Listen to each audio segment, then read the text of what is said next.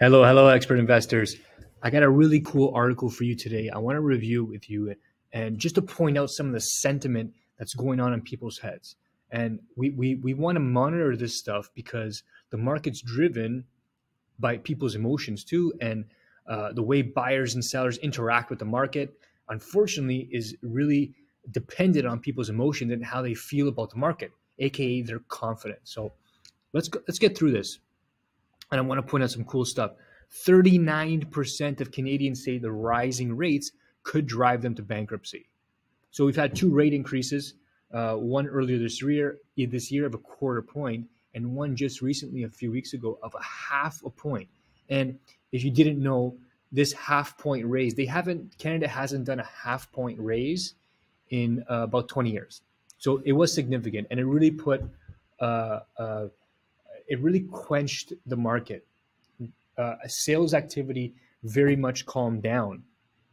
The number of listings has increased because buyer activity has decreased, and we're getting closer to balance. Now, you're going to hear some crazy articles that say days on market for properties has doubled or increased by 100%. It's gone from 6 days to 12 days on market on average.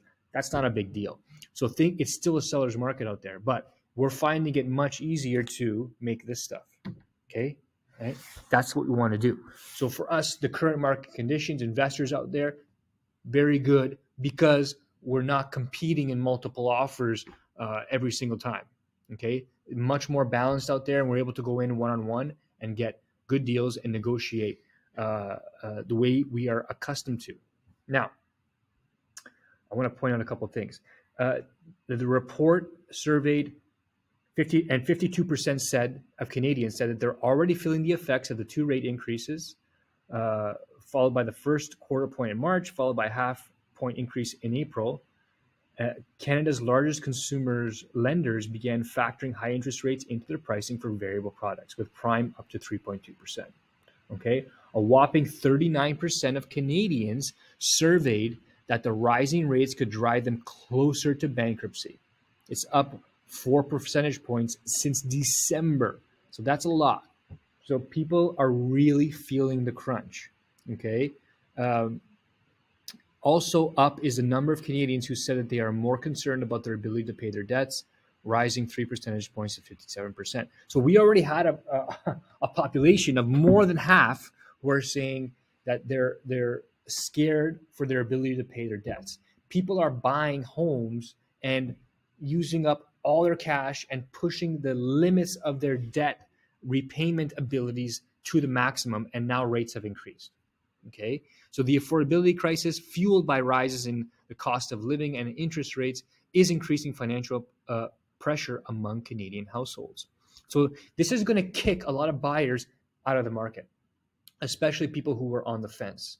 And it's going to disqualify people completely with the changes in financing and increase in rates, which means less buyers out there and more opportunities for us investors. This is not supposed to be a negative point here. For us investors who have cash and equity, this is good because we can acquire properties cheaper and easier. Okay, a majority of Canadians, 57%, say they are concerned about the impact of future rate increases because in June, so coming up another month, forecasted another interest rate increase.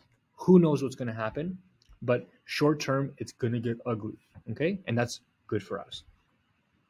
Of the nearly 2 million Canadians who will be renewing their mortgage in the next 12 months, 91% said they are being more careful with how they spend their money. But perhaps the most shocking statistic of all is that nearly half of all households, 49%, reported that they are $200 away or less from not being able to meet their financial obligations, including 31% who say they don't make enough to cover their bills and debt payments. That's crazy. So look, 49% of those people are $200 away from not being able to meet their monthly expenditures. Now, of those people, are they going to be investors? Probably not. Okay. And of the 50% or less, how many of them are 300 or 400 or 500 or less than $1,000 away every month from making it work? Are those people going to be investors? No. We're dealing with a very small population. In my world, somewhere between 6 and 10% of the population only are you and me. you are my audience here, 6 to 10% of the Canadian population who can afford to buy investment properties. And for us, these market conditions are making the landscape better, easier to maneuver.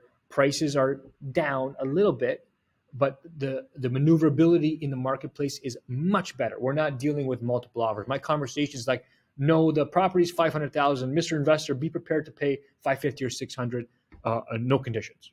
Now it's like, hey, man, if we can get there one-on-one, maybe I can get you 480 or 490 or get a discount, right? Or at least pay 500. That's fantastic.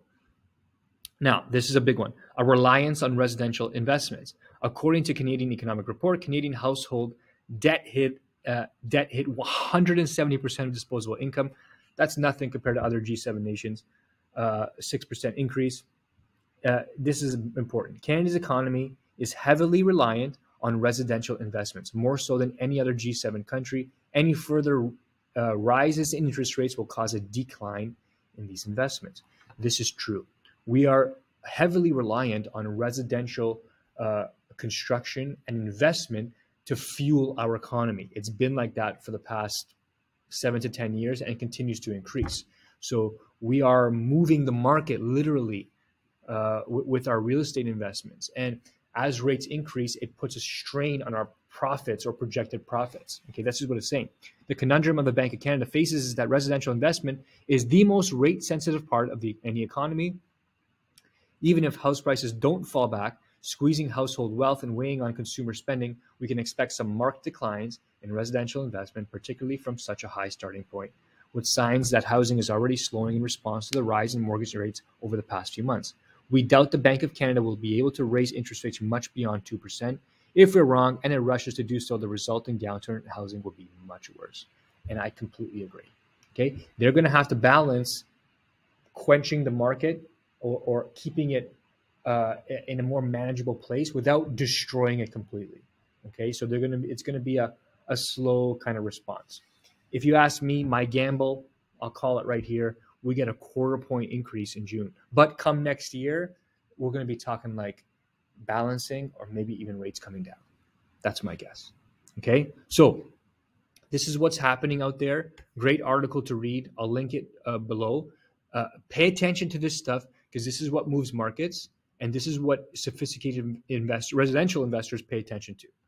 Okay, talk soon, everyone. If you have questions, leave them in the comments, or if you know me, shoot me an email. We'll be in touch. I'll put my link if you want to work with me. If you're interested in being an investor and taking advantage of the fantastic market we have and making some of this, we want to talk to you. Talk soon.